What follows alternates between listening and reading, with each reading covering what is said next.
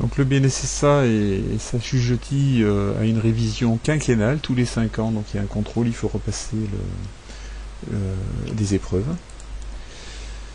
Alors petite historique sur la création de ce diplôme et des diplômes qui vont un petit peu autour, qui sont les gens qui travaillent ensemble sur les surveillances.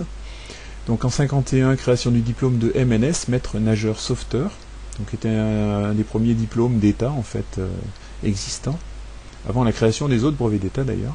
En 79, création du diplôme de BNSSA pour la surveillance des baignades, d'accès non payant, donc suite au décret du 20-10-77. En 1991, extension des compétences du BNSSA à la surveillance des piscines et bassins d'accès payant avec dérogation préfectorale, il faudra rajouter un E ici, ou pour assister des maîtres nageurs sauveteurs. Donc ça c'est par rapport au travail saisonnier.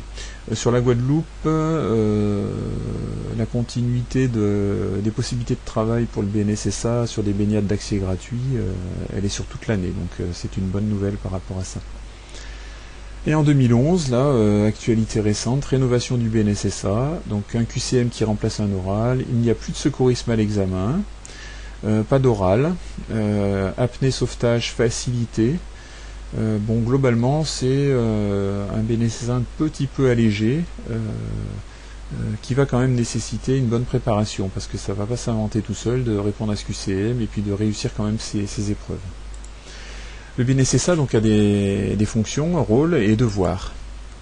Alors par rapport à son statut, BNSSA ça peut travailler comment? Alors ça peut être un personnel d'État, on peut être fonctionnaire et BNSSA et travailler sur de la surveillance. Alors ça c'est assez rare quand même. Les personnels d'État en général sont affectés à d'autres tâches. Soit fonctionnaire des collectivités territoriales, ce qui est beaucoup plus classique, hein, c'est-à-dire qu'on est payé par une municipalité, par une mairie, et puis on va être affecté, parce qu'on a des prérogatives de BNSSA, à la surveillance, sur une partie ou la totalité de son emploi du temps, par rapport à une baignade, on va dire là cette fois d'accès gratuit, parce que si la baignade est d'accès payant, on sera limité à 4 mois. Et à une dérogation. Soit agent non titulaire des collectivités territoriales. Ça c'est typiquement le cas du BNSSA qui travaille pour une collectivité territoriale, donc qui va être embauché par un maire ou le DRH d'une mairie ou d'une collectivité, d'une association de plusieurs communes, et qui va travailler sur une saison avec un contrat de travail, donc on est agent non titulaire. Agent de droit privé, ben là c'est un contrat de droit privé embauché par un exploitant de bain qui est une société commerciale. Ça existe, il y a beaucoup de sociétés commerciales qui fonctionnent sur l'organisation d'un dispositif de surveillance. On peut être sapeur-pompier, vacataire des collectivités territoriales pour une durée de 2 mois minimum. Alors ça c'est un statut qui existe. Et soit salarié par un organisme privé avec contrat de travail. Donc c'est toute structure commerciale qui va avoir besoin de contractualiser pour embaucher quelqu'un pour une surveillance. Alors les rôles. Plusieurs rôles. La prévention, donc une action pour sécuriser et prévenir les accidents et les problèmes. Donc cette prévention, elle va jusqu'à le suivi de l'état du matériel, des dangers éventuels qu'il y a sur les sites de baignade. La sécurité, donc organiser la sécurité. La surveillance, bien sûr.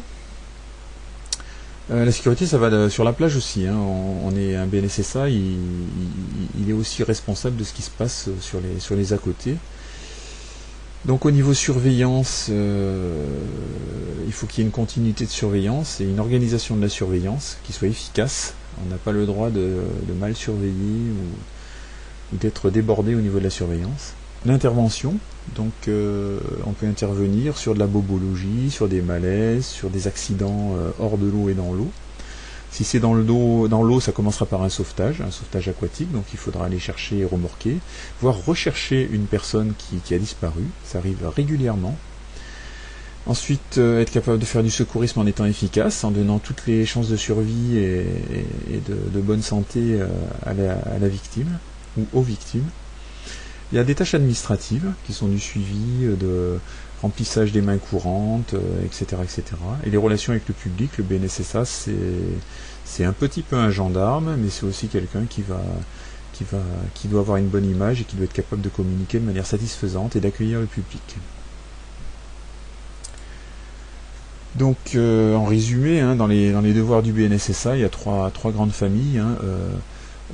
Un BNSSA, c'est quelqu'un qui est sérieux, qui est à l'heure, qui est aimable et courtois.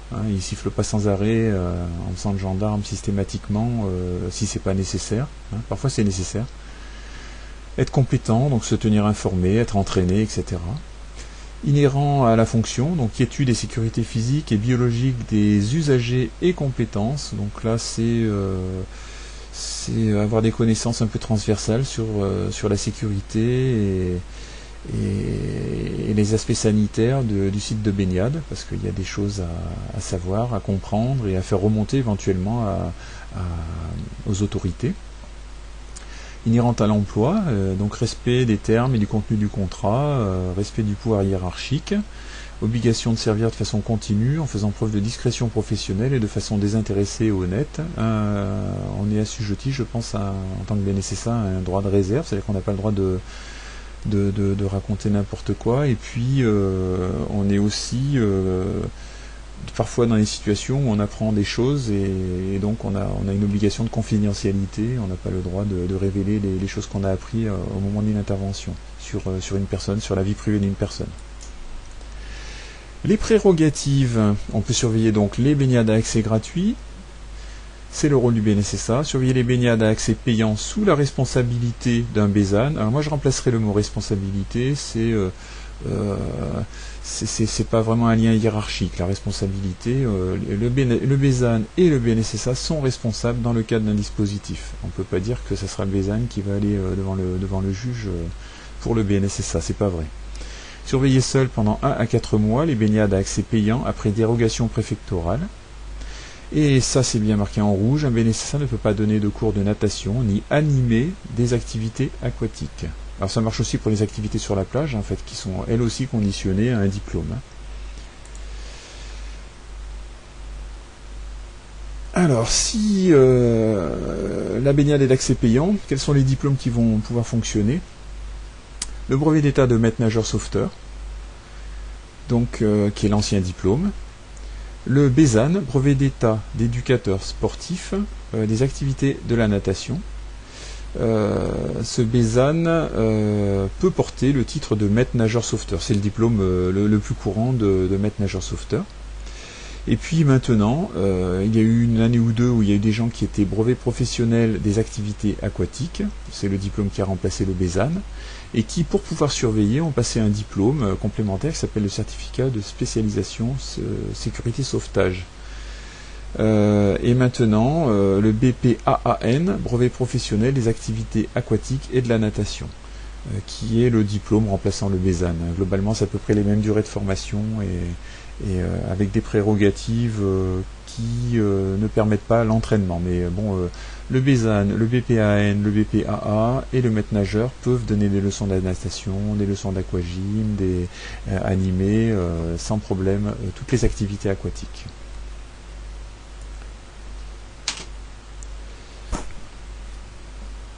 Donc pour les accès gratuits en résumé, surveillance des baignades gratuites, personnel titulaire du BNSSA, du diplôme de maître nageur, qui peut le plus peut le moins, du BESAN, du BPAA avec certificat de spécialisation ou du BPAAN.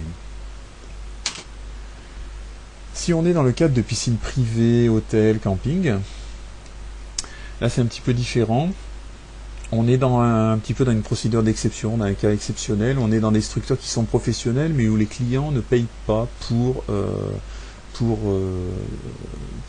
une baignade. Ils payent pour un hébergement, pour de la restauration, pour un cadre, etc.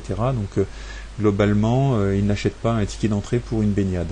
Donc on considère que c'est des baignades d'accès gratuit. Cela dit, il y a quand même des BNSSA, des BESAN et des maîtres nageurs qui surveillent ou qui interviennent d'ailleurs pour donner des leçons ou animer dans des piscines d'hôtel. Donc c'est un cadre d'emploi qui est possible. Globalement, ils sont un peu exonérés d'obligations de surveillance.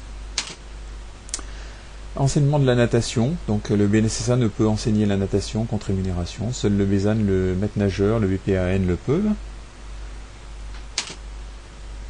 Donc en conclusion, il faut différencier deux catégories de baignade, les accès gratuits, accès payants, et bien faire la différence entre des tâches de surveillance, sauvetage, sécurité, secourisme et des tâches qui sont des tâches d'enseignement ou d'animation qui échappent aux prérogatives du BNSSA.